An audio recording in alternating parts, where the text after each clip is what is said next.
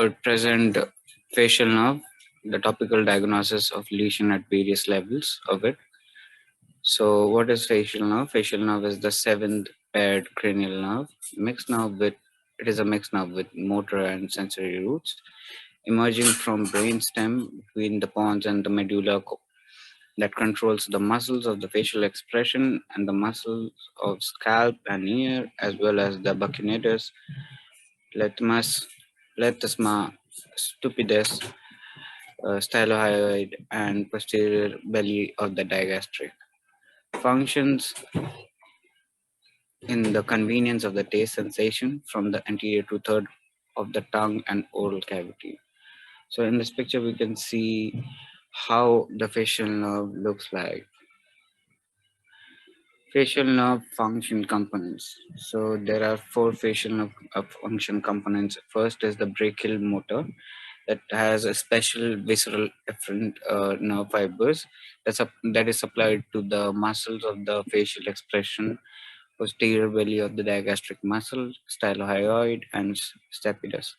Then we have the visceral motor, general visceral efferent fibers, parasympathetic innervation of the lacrimal, submandibular, and sublingual glands, as well as the mucous membrane of the nasopharynx, hard and soft palate.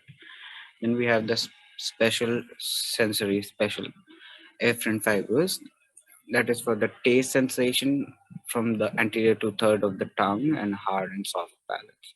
Then we had general sensory, and that is general somatic afferent fibers that is supplied from for general sensation from the skin of the concha of the auricle and from a small area behind the ear. We have the branches of distribution.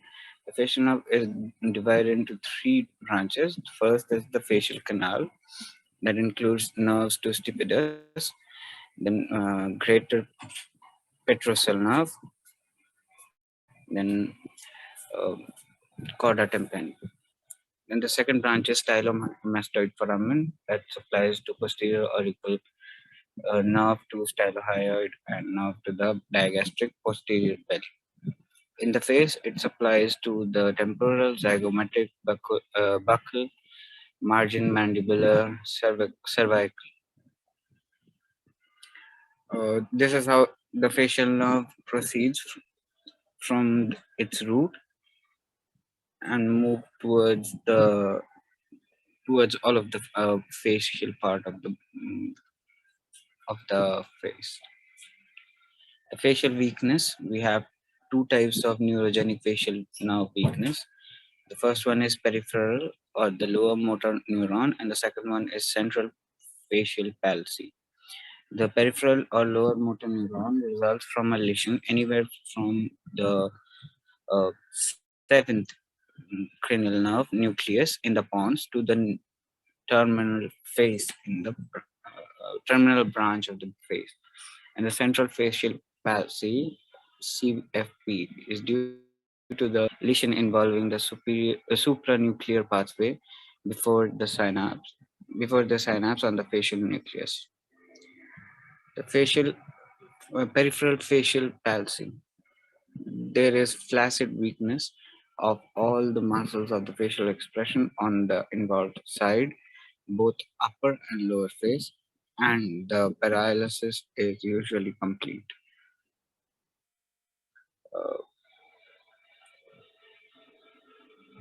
Palpable fissure is open wide than normal, and there may be inability to close the eyes.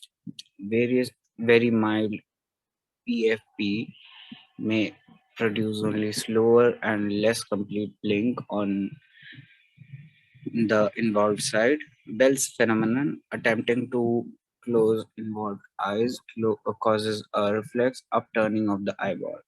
Lavater sign of Damtep and Seston. Patient look down, then close the eyes slowly because the function of the levator palpebrae superioris is no longer counteracted by orbicularis oculi. Upper lid on the paralyzed side moves upward slightly.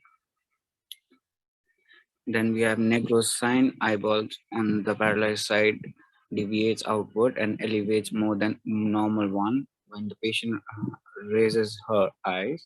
Bagheera with Wartenberg sign, loss of spine vibration palpable with with the thumbs or fingertips, resulting lightly on the lids as the patient tries to close their eyes as tightly as possible. Platymus, Platysma, a sign of Bibsky, asymmetric contraction of platysma, less on the inward side when the mouth is open. Bell's palsy, most common form of lower motor neuron facial palsy. Incidence is 23rd of 1 million, 1 in 60 lifetime occurrence in single episode, affects men and women equally, all ages, all times of the year, increased occurrence in the elderly, diabetic, hypertensive than in the common people, increased incidence in women during the third trimesters of pregnancy, 2 weeks preceding delivery, first 2 weeks postpartum. Etiology, it is idiopathic. Herpes simplex virus 1, herpes zoster. Zoster is probably second most common viral infection associated with PFP. Other viruses implicated including cytomegalovirus, Epstein-Barr virus, human herpes virus 6, and Coxsackie inactivated intranasal influenza vaccine. Then this is a differential diagnostic lesion of the facial nerve. The first one is due to the location of the lesion is on the nucleus.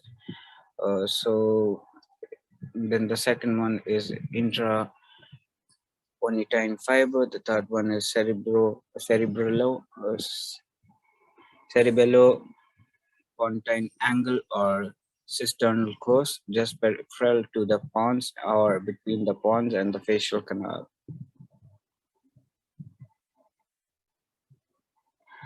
Facial weakness of central origin, weakness of the lower face with relative sparing of the upper face. Upper face is not necessarily completely spared, but it is always involved to a lesser degree than the lower face. Involving the corticobulbar fiber anywhere prior to their synapse on the facial nerve nucleus will cause a CFP. Lesions are most often in the cortex or internal capsule, and this is how the person are going to get affected.